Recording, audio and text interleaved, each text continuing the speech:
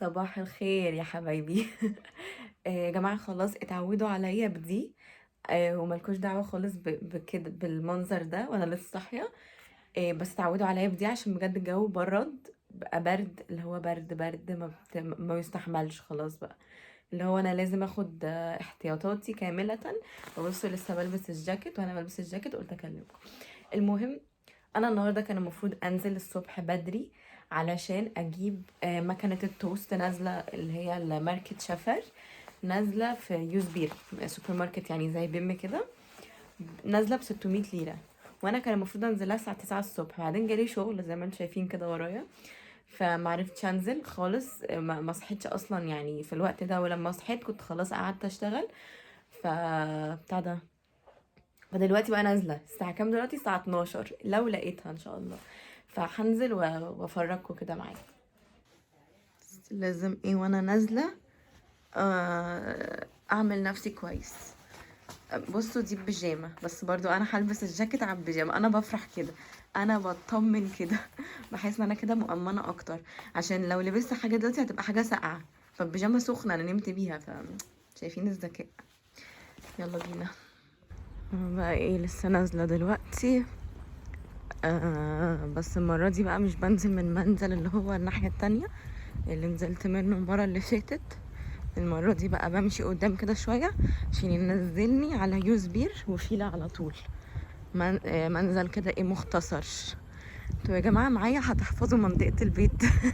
هي الحتة بقى اللي انا ماشية منها دي فيها بتاع ده يعني عمارات عادية كده، مش كومباوندز، بس برضو حتة لذيذة، مش وحشة يعني، حتى لذيذة برضو. ده بس الأحمر ده كومباوند، كنت حتى صورته لكم في الفيديو اللي فات اللي هو بتاع الجولة اللي حوالين بيتنا ده. الفيديو ده كنت صورت لكم كومباوند ده، هو شبه المصايف جدا. آه بصوا اهي، قلت اصور لكم كمان العمارات دي. انا عارفه في منكم هيقول لي طب الايجارات كام او الشراء كام؟ انا ما اعرفش هنا بصراحه الشراء كام، يعني ما اعرفش الشقق هنا كام، بس الايجارات برضو هتلاقوها في نفس الرينج اللي انا قلت لكم عليه قبل كده. 5500 6000 7000. الاسعار مش يعني ما بقتش خلاص ثابته خالص، بسبب طبعا القرف اللي احنا فيه ده. الاسعار مش ثابته خالص. بس بتاع ده. بس معلش يا جماعه كنت معديه من جنب القطه فتوترت. الاسعار مش ثابته. الايجارات اقل حاجه دلوقتي بقت بتبتدي من 5500. 5500 دي ساعات ما بتلاقوهاش اصلا، غير لو بقى شقه صغنونه. اهو دلوقتي بقى هنزل من الشارع ده. الشارع ده بينزل على يوزبير على طول. بس انا دلوقتي احساسي اكن حد بيزقني من ظهري، اللي هو حاسه انا هقع على وشي. انتوا شايفين المنزل؟ هو المنزل مش باين ان هو منزل جامد قوي هنا، بس هو لا منزل جامد. الناس كتير قوي بتقولي ما تقوليش بالعمله التركيه، يعني بالليره التركيه، قولي بالدولار او باليورو او بالمصري. انا ما اعرفش طبعا اللي هو وانا بتكلم اقعد اقول بالعمله دي، لان العملات متغيره كتير جدا، يعني العملات على طول بتبقى متغيره، فما اقدرش ان انا يعني علشان بقى اقول لكم سعر كل حاجه لازم اقفل الفيديو واشوف السعر، فهتلخبط، وانا بصراحه الحساب بتاعي زي الزفت. فانا اقول لكم باللغه بالعمله التركي عادي، وانتوا بقى حولوا السعر على جوجل. يعني ممكن تحولوه عادي، تكتبوا مثلا 10 ليره بالعمله التركي، تحولوها تحويل مثلا دولار يورو جنيه مصري بيطلع لكم. وصلت عند يوزبير، يا رب الاقي التوست ميكر، يا رب.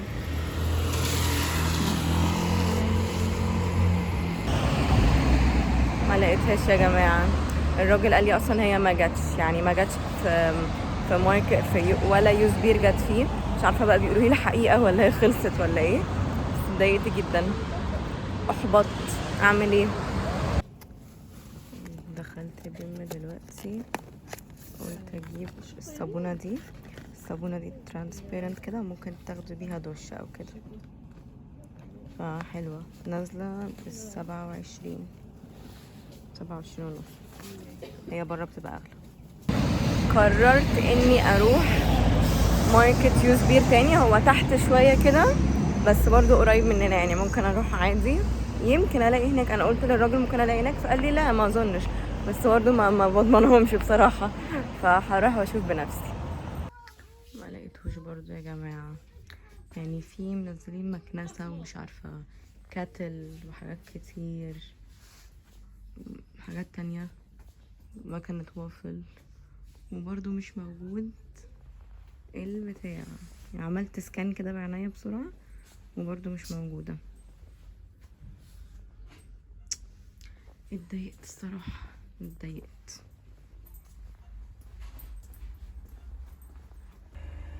بصوا منزلين اطقم وحاجات عليها ديسكاونت. منزلين كمان اللي هي بتاعت باشا باتشا، 12 قطعة، يعني 6 اطباق ب6 كوبايات ب50. حلوة اوي الصراحة. حاجات بقى بلاستيكات عليها عروض، حاجات لذيذة كلها. النهاردة في عرض غير امبارح والايام اللي فاتت.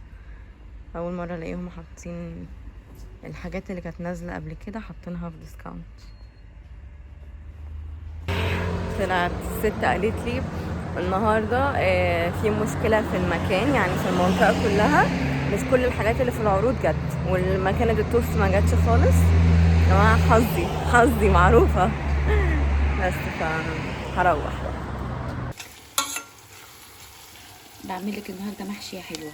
اه شفتي مش بضرب لك الدايت والله ولا حاجه، بس يعني ايه. يا سلام. معلش يا سلام. احنا بقالنا قد ايه دي ما عملناش محشي بتاع 3 شهور ولا حاجه. خلاص مش مهم بقى. بصي فرخه اسبوع كده نخليه فيه فرخة ولا حاجه، بتتسلق. كده كده خفيف. شايفه فرخه بتتسلق على النار. فرخوخه بتتسلق. فرخه بتتسلق.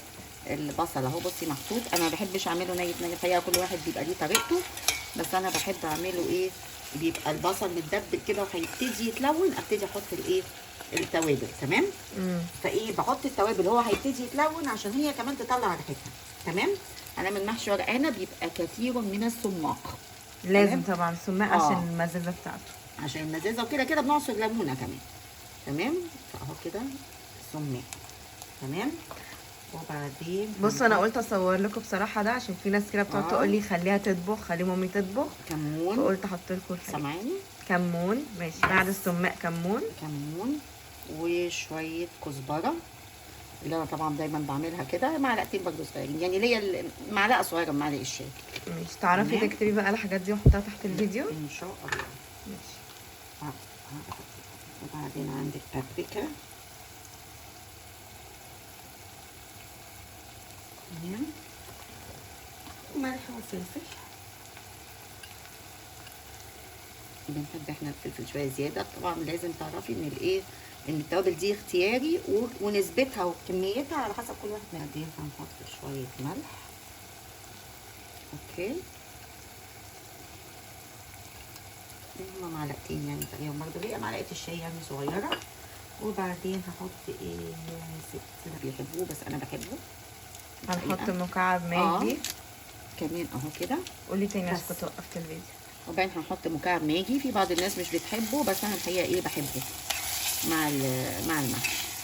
تمام. وهنبتدي بقى نقلب كده، نشوح كده لغايه الايه التوابل ما تاخد ريحه، تدي ريحه يعني. بصي بقى يا حبيبتي، حطيت كده طماطمتين معصورين معاهم قرن فلفل اخضر. قرن فلفل اخضر عادي مش حامي. هو كمان اتفرم مع الطماطم. اتفرم مع الطماطم واتحط اهو كده. تمام. وبيتقلبوا اهو مع التسبيكه. وبعدين نحط ايه الصلصه بقى. اوكي. نحط ايه معلقه صلصه حلوه كده، حته كمان. اوكي. بس ونسيبهم بقى يتسبكوا. نحط ايه شويه نعناع. تمام. مش كتير قوي، الكرنب هو اللي بيحتاج كتير قوي، لكن ايه ورق العنب بيبقى ايه توابله هاديه شويه. تمام. بس كده اهو. بس كده. بعد كده الخضره بقى، الشبت والبقدونس. دلوقتي بقى الخضره اتضافت وهنطفي النار.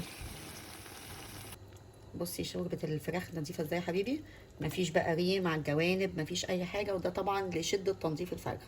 هي لو بصوا يا عايزين ابقى جماعه، مره اعمل حلقه لتنظيف الفرخه.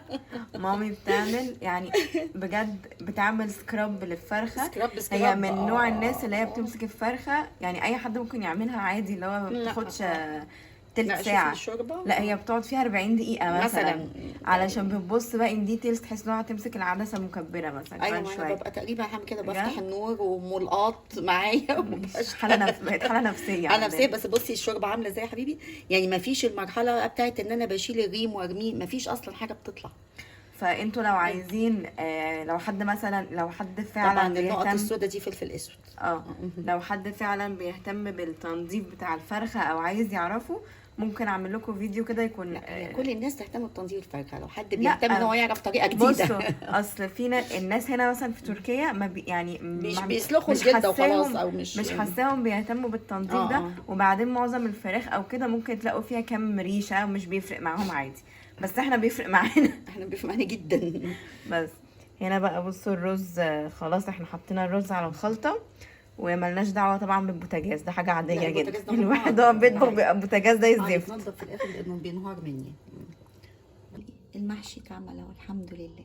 الحمد لله. شايفه اللي في الكورنر دول الحبه البيبي الصغننين، دول ينفعوا مش باين- البيبي فعلا. مش وبعدين باينين. دي ايه دي؟ مش باينه قوي. دي كورة. انهين دي؟ دي من كتر ما هي بيبي. بصي. لا انا عايزه اقول لك ان في اصغر كمان، في واحده دي بصي ثانيه اهي، شايفه؟ الورق الصغنون هعمله. انا ما لحقتش يا جماعة اجرب اساسا ان انا اعمل، انا بشتغل، عشان كده ما لحقتش اعمل. بتجربي بتعملي ايه؟ بتقعدي بعمل تبوظي في فيديو على فكرة، عشان في فيديو فاتح فكرة وكان بعمل في فيه. خناقه فاكره؟ لا ما كانش في خناقة ولا حاجة، وعرفت اعمل حلو بصي جدا. بقى بعصر وفرخة ليمونه، تانية. يعني مش هعصر دلوقتي بس هعصر ليمونه بقى لما احطها على النار، وباخد القشر ده بقى اقطعه سلايسز كده واحطه على الوش، بيدي ريحه ونكهه حلوه قوي. اللي هو شرايح الليمون. شرايح ترانشات ليمون، بس بعصرها الاول، يعني بعصر الليمونه الاول بعد كده بقطع القشر واحطه. اكيد انتوا هتستغربوا انا مصوره لكم الشنطه ليه. انا يا جماعه عايزه احكي لكم تجربتي مع الشنطه دي. الشنطه دي انا كنت جايباها من مافي، محل مافي هنا في تركيا، ماشي. في حاجه اتدلقت فيها من جوه يعني، بس هو الموديل بتاعها اهو، ماشي، مفتوح كده يعني. بس في حاجه اتدلقت فيها، فقلت اغسلها. حطيتها نقعتها كده، عشان ما حطيتهاش في الغسالة على طول بصراحة. نقعتها كده في مية بصابون وكده، ديترجنت اللي هو مسحوق غسيل عادي. اللي حصل ان انا جاية اشيلها، في كمية لون وقعت منها غير طبيعية يعني. كان في سواد نازل من تحت بالذات، من الحتة دي كده بالذات في سواد. عارفين كان لون احمر في الاول، اللي هو لون الاسود اللي عليها. بعد كده بقى سواد تحسوا ان انا دلقت بويه سودا في الحوض او في الطبق، يعني اللي هو بتاع الغسيل. انا صدمت. وبعدين حتى ما لحقتش اعصرها، قمت واخداها كده معلقاها، يعني مش دلوقتي طبعا، علقتها كنت في البانيو ساعتها عندنا. يعني عايزه اقول لكم الحتت البيضه دي دلوقتي، يعني مش عارفه باين ولا لا عندكم، بس بقى فيها ضي اسود. بصوا من الحاجات السودة دي طبعا. فانا بحذركم ما تجيبوش بجد حاجه كده. بصوا هنا هتلاقوا ضي اسود كده لو باين. ما تجيبوش الشنط دي يا جماعه، او لو جبتوها، بصراحه انا بحب الشنط دي جدا، لو جبتوها ما تغسلوهاش، اللي هي الشنط الخامه دي، القماش دي. استنوا عشان افهمكم اكتر شكلها ايه من جوه. هي بصوا، هو ده شكلها من جوه. دي المفروض القاعده بتاعتها، يعني القعر بتاعها، بس انا حاطاه في النص عشان يقسم لي الشنطه كده، ماشي. الحته بقى اللي كانت مدلوق فيها، مش عارفه زبادي ولا كان ايه، كان مدلوق هنا بس. فانا عملت يعني باللي انا عارفاه، وهغسلها. غلطت غلطه عمري والله بجد، يعني غلطت غلطه عمري. بس كده، فخلوا بالكم بقى. فشتها يا جماعه. وتحطي الزبده بتاعت تحمير الفراخ على الرز الابيض او على المحشي او كده، شايفه خلاها بيلمع. وانا الدايت بتاعي، الدايت بتاعك بقى مع السلامه يا بطسطه. يعني ايه مع السلامه؟ مع السلامه يا شربات. مش واكل. طريق السلامه يا شربات. ماشي ما تاكلوش، انا هاكل الحله كلها لوحدي. خليهم شاهدين عليكي على الله. تعملي فيديو وتمسكي طبق. بس هو مش عارفه كلبز دي قوي كده، مش كان صغير الحاجات دي. هي بصراحه بتعمل طعم حلو، بس انا قلبي اتقهر وانا شايفه البتاع، حاسه ان انا هتخن 10 كيلو. يا بنتي لا، انا عامله حسابي ان انا ببقى مش مزوده قوي السمنه في وانا بحشي. انا طبعا اكلت ما قدرتش استحمل، يعني هتلاقوا باقي الفرخه محطوطه جنبها. بس يا جماعه بجد انا الاكله دي اكلتي المفضله، حقيقي اكلتي المفضله. وبعدين انا شفتي انا عملت الاستراتيجي دي، اخدت من نص الحله. قمتي فشكأتي لي الحله. لا ما فشرتش الحله ولا حاجه، بس اخدت من نص الحله. هحاول اساعدك. وسلطه الزبادي. يلا يلا، مش مهم الدايت بقى النهارده خلاص، ولا بكره ولا بعده، ولا الحله دي حتى نخلصها. الحله دي بتقعد كل ما تاخدي منها تزيد، كل ما تاخدي منها تزيد. يعني بتحسوا انها بتنفش كده، بتطلع زياده. بس هي كلبز قوي، مش عارفه ليه، بس تمام.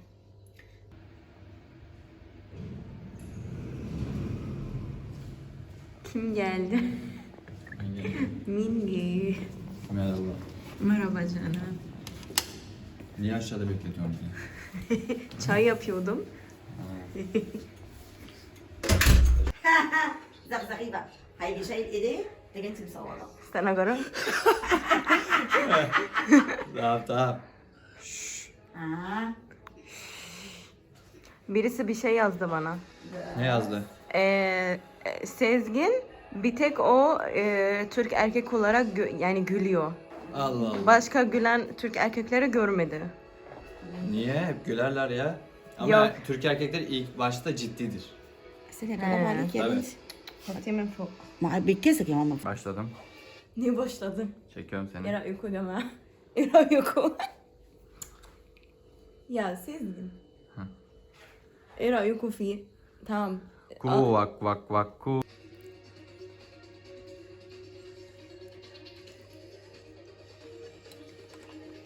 Beğendin mi? Çok güzel. Mısırlı sarma. Helva abi.